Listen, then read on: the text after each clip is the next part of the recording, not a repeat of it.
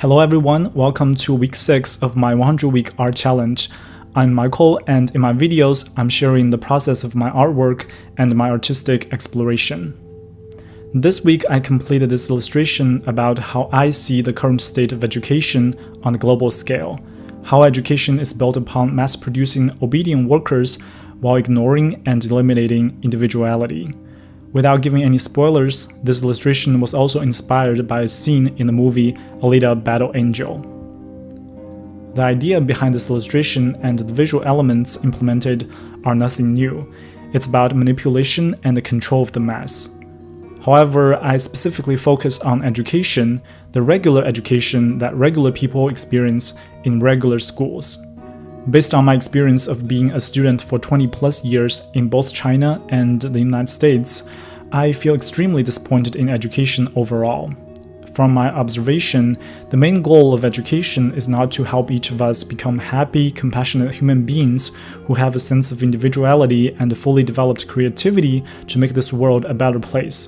But instead, the goal is to mass-produce factory workers who are low-cost, efficient, and replaceable, who only function on a series of specific tasks or in one highly specialized field. This illustration shows the several terrifying stages of education: stifling curiosity and creativity, discouraging individuality and critical thinking, reinforcing a false reality in which disliking or even hating your occupation is regarded as the norm, using professionalism as an excuse for dehumanization, force-feeding knowledge, and indoctrination.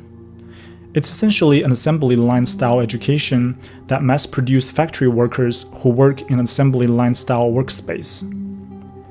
If you think someone like me, an engineer with advanced degrees who works in a nice office building, does not fit the definition of a factory worker, think again. Just like a traditional factory worker, every day I was told what I need to do, utilizing the skills taught to me in school. And I worked in a facility among many other people who had the exact same training as I did. And we each perform a separate part of the work for the entire project along a production pipeline that resembles an assembly line. I need to constantly report to and be evaluated by my superior. I felt good about myself because I met people's expectations. I was applying quote-unquote advanced skills and problem-solving capabilities. Yet at the end of the day, I would receive a paycheck that was just enough for me to live not too far away from my office with reasonable comfort, and without a moment of notice, I could be replaced by someone else. And then paychecks, health insurance would all vanish instantly. That is the kind of education the majority of us receive. From day one, we are instilled with information and facts, which we must memorize to pass quizzes, exams, and standardized tests so that we can get the diplomas, which can hopefully lead us to a position in a modern factory. Of course, there are always exceptions to the rule. For people who have extraordinary talent in certain areas, with the right kind of guidance and environment, they flourish and become successful pioneers, artists, scientists, etc., etc. If you happen to have had parents or teachers that encourage creativity and try to bring out your unique potential, I'm really happy for you. But I believe you are among a lucky few across societies and cultures. For most of us, from an early age, we are stripped away opportunities to let our creativity emerge. And by forcing us into obedient information storage units day after day, our potential unique creativity might just never fully develop. I am not a psychologist or someone well-versed in human development, and I am only speaking from personal observation and experience. This illustration might look a bit too melodramatic and over-exaggerating, but from a personal perspective, it is quite on point. When I was a kid, I liked drawing. I liked imagining, and I was much into science. My bookcases were full of gadgets I made using tiny light bulbs and motors. I wanted to become an inventor. I was curious about the world and excited to learn and explore. I felt the world was fascinating and full of possibilities.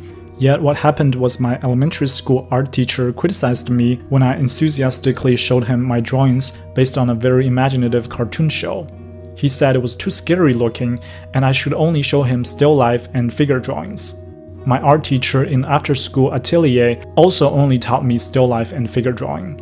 And for all the years I studied art with him, I was not once encouraged to draw something out of my imagination or something I was excited about. Over time, my interest in art and the future of becoming an artist was so diminished that at the age of 13, I decided to give up art and focus on getting into a regular university. As for science, being force-fed in school from dawn to dusk to pass exams killed most of my curiosity in science as well. Literally every waking moment I was indoctrinated that surviving is supposed to be hard, follow these rules if you want to live. From hindsight, I can almost recall feeling the slow demise of my strong inborn interest in art and science over one semester after another. Even though I spent most of my school years in China and I criticized the dehumanizing Chinese education system in my recent video, I believe this slow demise is not unique to Chinese students. When I was in one of the most highly ranked and reputable university in the United States, my experience wasn't too different. It's all about quizzes, GPA, internships, and eventually a full-time job. I was listening to the soundtrack of the TV show Westworld while making this illustration. The theme and the sentiment of the show are very much in line with how I feel about humans being treated as tools and objects in the real world. It's true that we were born into quite a cold and barren world, and it seems that we are doomed to perform repetitive tasks to survive and proceed.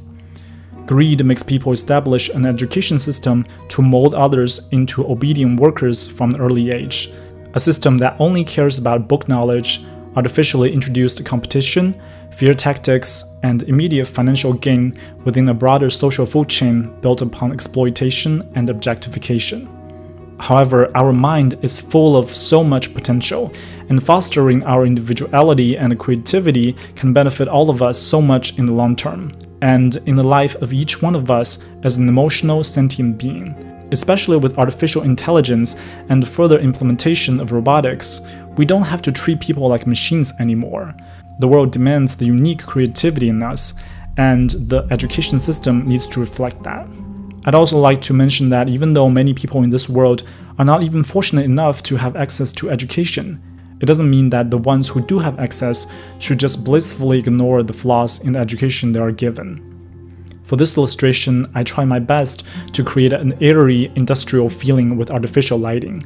I try to use straight lines as much as I can, and I used halftone textures instead of more organic textures to enhance the industrial look.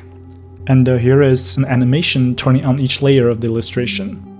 That's all for the 6th week of my 100-week art challenge. I hope you liked my new illustration, expressing my opinions on the state of education. Please give this video a like and a comment below with any questions or advice. To see future updates of my 100-week art challenge, please subscribe and check out my other videos. Thank you and have a wonderful one. I will see you next week.